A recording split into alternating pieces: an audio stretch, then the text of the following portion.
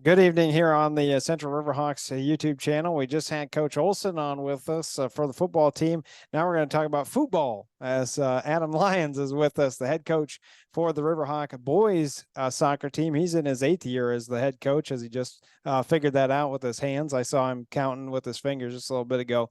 Coach, first of all, thank you so much for joining me. I do appreciate your time. No, thank you so much for having me and doing this for the Riverhawks. Yeah, absolutely. You guys are 1-1 then. Lost to Reedsburg the first game of the season. I think that was last Tuesday, if my memory serves me correct.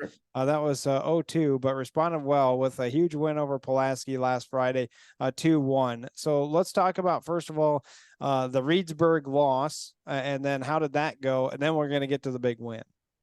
Sure. So Reedsburg, we used that game as a, kind of a preseason game. The goal is always to win games, obviously, but that goal was maybe secondary in that we have a lot of new players in some new places. And so we were using that game as a coaching staff and as a team to really figure out what we had. And so some guys played in some unfamiliar places, and we tried some different formations and tactics. We gave up a goal on a corner kick, and then we gave up another goal with about 10 seconds left when we had, I think, 4 or 5 forwards on, and we were trying to get a goal. So that stuff happens in soccer. And I think on any other day, things could have been a little different. Well, and so when you're talking about preseason, you're kind of figuring the lineup out. Talk about what you did find out through Reedsburg, and tell me a little bit about some of those new players that had to shift positions. Sure. So, every year when the new season starts, you lose seniors. You got to figure out who can step up and do certain jobs. And so we tried a different formation than we've used in the past, because we thought we weren't sure the personnel we had coming in could run and handle the things we were doing last year. We found out by about the middle of the second half that we had some guys that could do jobs that maybe we weren't quite sure they could do when the game started. Somebody like a player named Archie Mandapali, who is a senior, played JV for 3 years, and really stepped up in the offseason, worked really hard. When we put him in a place to be successful, he rose to the occasion. And then that gave us options a lot of other places to try new things and to try new players. And so we also had one of our best players, Finn Emlet, who's a junior, was out for that game as well. He had some wisdom teeth pulled. So that moves it down the roster a little bit. You move down the bench and give guys chances. And some guys were able to really step up and prove some things. And some guys showed us that they need a little bit more time, but they'll get there. Well, talk about the Pulaski W then. They were a top 4 team just a year ago, made state in Division II, end up losing their first state match, but still made it there, which is very impressive. 2-1 was the match. Tell me a little bit about how it started, who got goals, all that jazz. Yeah, so the match started. I spoke with their coach before the game, had a nice conversation. He's a really nice guy, and he just like any early in the season, we both talked about how we're trying to figure things out and those kinds of things. I'm not sure he knew what to expect from us. We knew what to expect from them. Very good team, very organized. There was nobody on their team that was a weak link, which is rare in high school soccer. There's usually 1 or 2 guys you can pick out and say, we can kind of go at that person. The difference for us is we have some players that can do some special things, some things that are unexpected. Devin Wilkerson scored both of our goals. On the first one, he picked up a ball at midfield and just ran at 3 defenders, beat all 3 of them, and scored. Wow. Just very impressive. Second one, he ran on from a through ball from Reardon Staffaroni, and same thing, went around the keeper, scored pretty easily. That got us to 2-0 in the beginning of the second half. And then we were able to hold on. We gave up a goal, another corner kick. We're working on those. But that was about 12 minutes left when they scored, and we responded really well. Last 5 minutes, played very defensively, and those are really good things for our team to have to do beginning of the year, learn how to handle a lead late in games and how to see games out. Well, and you know that they're going to put on the pressure. You tried to do it against Reedsburg. So Yep. obviously your team knew that that was coming, Yep. especially defensively.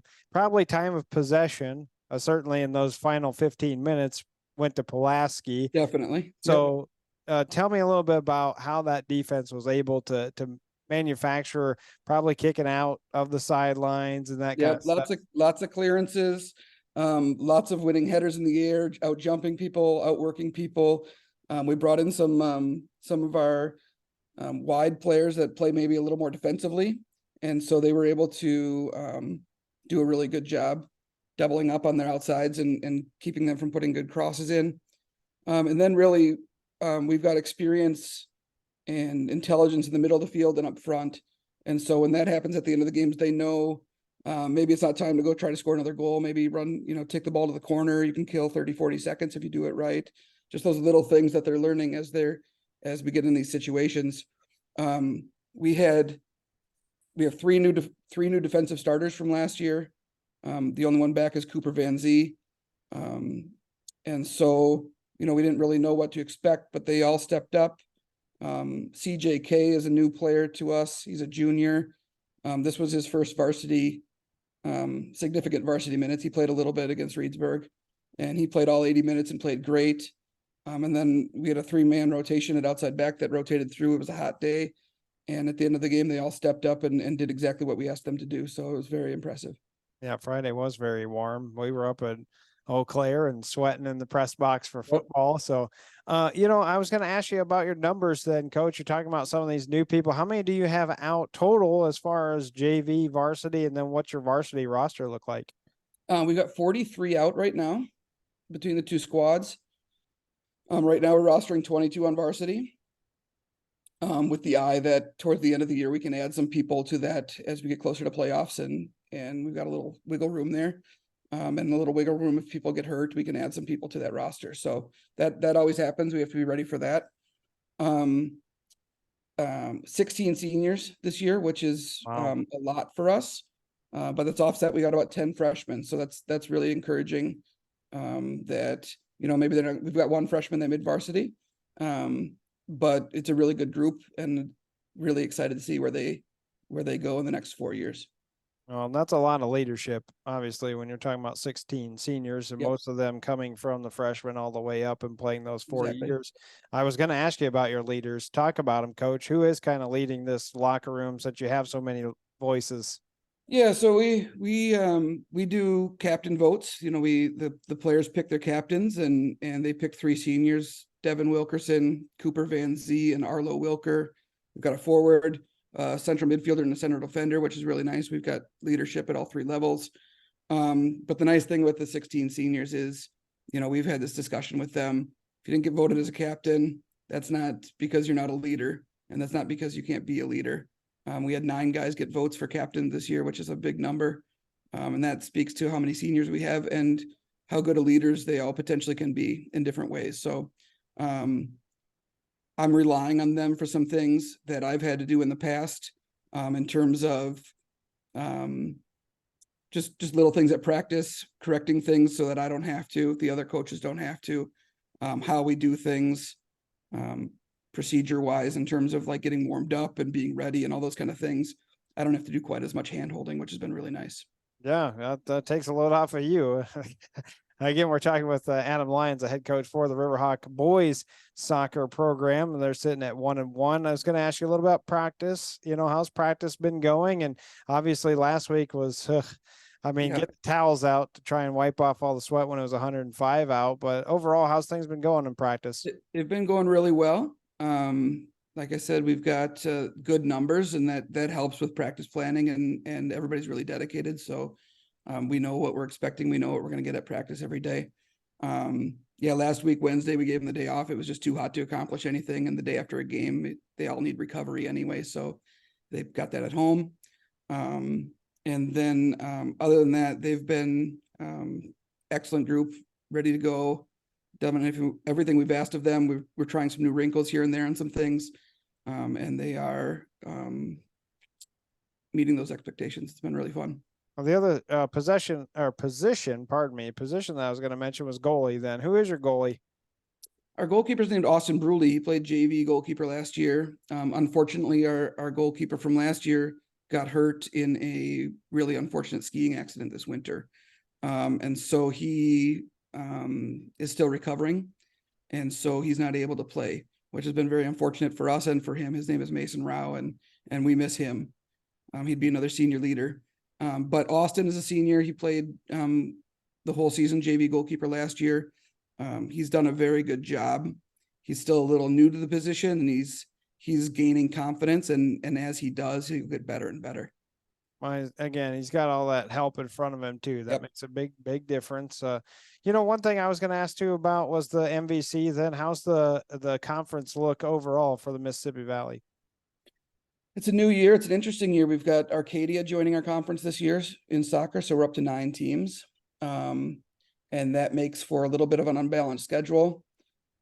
For example, we don't have a game tomorrow night because somebody's got to have the night off, and we're the lucky ones to get the first game by. So that gives me a chance to go watch some other games maybe tomorrow night. But we set the expectation now. The way things work, we're breaking up into 4 and 5 after we play all of our 8 games. So the top 4 will play each other and the bottom 5 will play each other.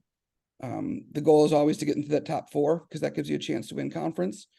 I think we're right on schedule to do that. We've got the team to be able to get into that top 4. And then it depends on how the season goes and health and progression and all those things. If we can take that step from just being in the top 4 to challenging for the conference title again. Yeah, and actually I was going to ask you about tomorrow because on the MVC conference website, it does say that I think it showed like you had a game or something, but then it just shows like boys soccer, and then it was just blank. So that's why I wanted to make sure I asked that because I wasn't exactly sure what was taking place tomorrow. But I know that you do have a game coming up this week, correct? I think you're on Friday, aren't you? Or is it Thursday? Thursday would be Arcadia, who's new to the conference again. But a team that we've played non-conference almost every year that I've been the coach. So a team that we know pretty well, how they do things. Their coach is a very good coach. They've got good, talented players. We like to try to play them early in the year because they get much better as the season goes on. And they can be a thorn in people's side. They get close to or qualify for state Division IV a lot of years. Wow. And so they're a talented team, a lot of individual talent, and that gets better as a team as the year goes on. So we're hoping that we can take advantage, maybe getting them earlier in the year before they really hit their stride. Yeah, and I made that mistake of saying Friday. It is Thursday, and that's at 5:00. Yep. So it showed a time change, and you guys will be playing at Fields for Kids. The one unfortunate part about playing at Fields for Kids is there is no chance we can stream there because there's no press box. There's no way of lifting us up to see if something happens all the way in the far corner. Yeah, you'd have to get a cherry picker or something out there. Yeah, and I can't afford to rent one. Yeah, no, neither can we. I don't think anybody else can either. No. So I know that we are talking about potentially doing something maybe at an away game. I don't know who has a good press box or a good area. I know that you play Logan, but I know that that's also at Field for Kids. So that's one that got taken away from us because if you played there, we can easily be there. We did the same thing for girls soccer last year. So I know that Anami's been looking into it, trying to figure out who might have an actual press box and a location for us and make I think your best bet might be Sparta with their new stadium. Okay. We're playing at Sparta this year. Last year we didn't go there. They came to us. And they're at the Memorial Stadium now over by in the park. So it's a nice facility. I refereed some girls soccer games there last spring. It's beautiful. I didn't get a chance to see what the press area looked like on top because I was focused on the game, but and lightning that night. So but yeah, we're looking forward to playing there and playing on their new facility there. Okay, yeah, we'll be taking a look at the date for that certainly and see if that hopefully it doesn't conflict with anything else that we have going on for the YouTube channel if there happen to be volleyball or something. But certainly we play the same time as volleyball, so I know. I'll look that up. Maybe it's away night that they're Yeah. playing that. So, but again, Coach Lyons, thank you so much for joining me. Do appreciate your time. Best of luck. Again, the boys do play coming up on Thursday. That's at 5 o'clock versus Arcadia. Again, that's at Fields for Kids. They'll follow that up with the JV. They'll have no match tomorrow, so they'll have an extra practice. And Coach Lyons, we'll be doing this again soon. I know that you're on my rotation as well as several other coaches. So we'll be talking soon. Best of luck to you and the boys. All right. I appreciate your time. Thanks for doing everything for Central Athletics, and we look forward to talking to you soon. Yeah, absolutely. Adam Lyons with us then, the boys soccer coach. I'm Joel McCall. Thank you so much for tuning in. As I mentioned with Coach Olson, we're not sure if we're going to be doing football on Friday because of Reedsburg and their very small press box. They talked about being outside, so we're not sure on that. And we still don't know if we're going to be doing volleyball at Aquinas on Thursday. So be on the lookout. Just hit Twitter at Radio McCall. That's mine. We'll certainly be tweeting that out. For Coach Lyons, I'm Joel McCall. Thank you so much for tuning in here on the Central Riverhawks YouTube channel.